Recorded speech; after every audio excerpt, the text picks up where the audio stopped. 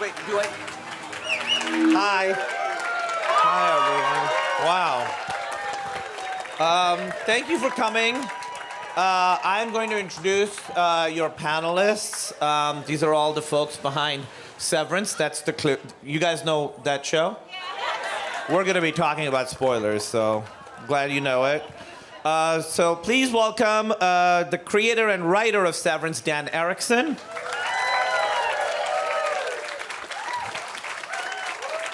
The executive producer and director, Ben Stiller.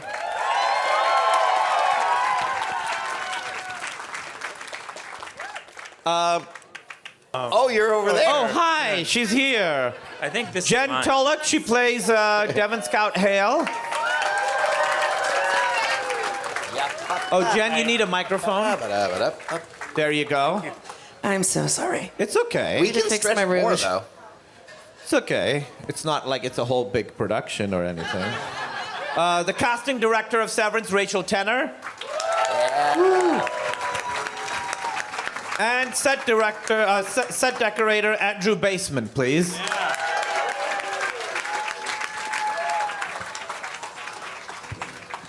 So, thank you guys all for being here. I wanted to ask you, what happens in season 2 in great detail? Go.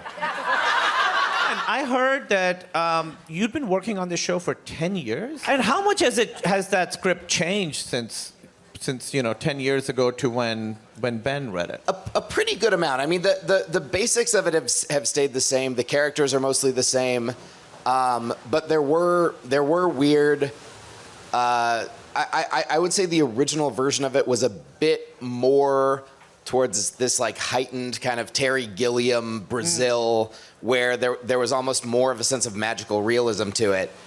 But I always felt like, it's one thing when you're trying, because I had never been on a show before. And so I was sort of trying to use this to get noticed.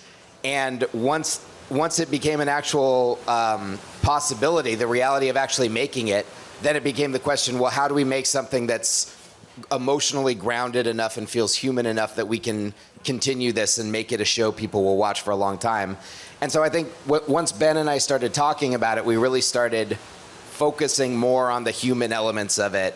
And, it became a little bit less bombastic and a little bit more just about the people. And I think that was very much, to the show's benefit.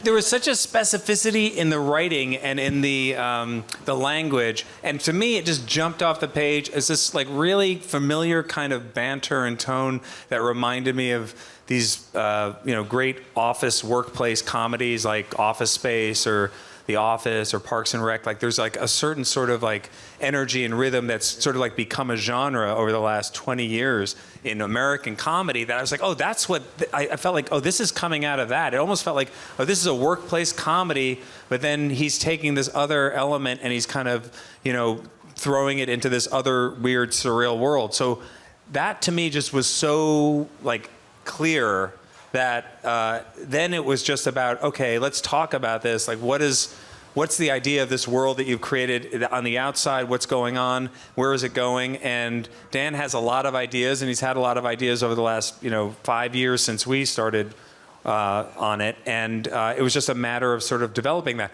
The steps along the way of hiring actors, amazing actors, and incredible craftspeople who are specific and going for something that is both grounded and also sort of weird, but having a logic to why they're doing it. I think every actor needed to ground themselves in the reality of the show. So when you have really good actors and really specific elements that are there for a reason, that there's a reason why this world exists and what the justification for even like the retro technology or things like that. Even if we don't tell the audience what that is, there's a reason for it. That all sort of leads to whatever it becomes. But, at the end of the day, you never know how it's all going to come together until you put it together.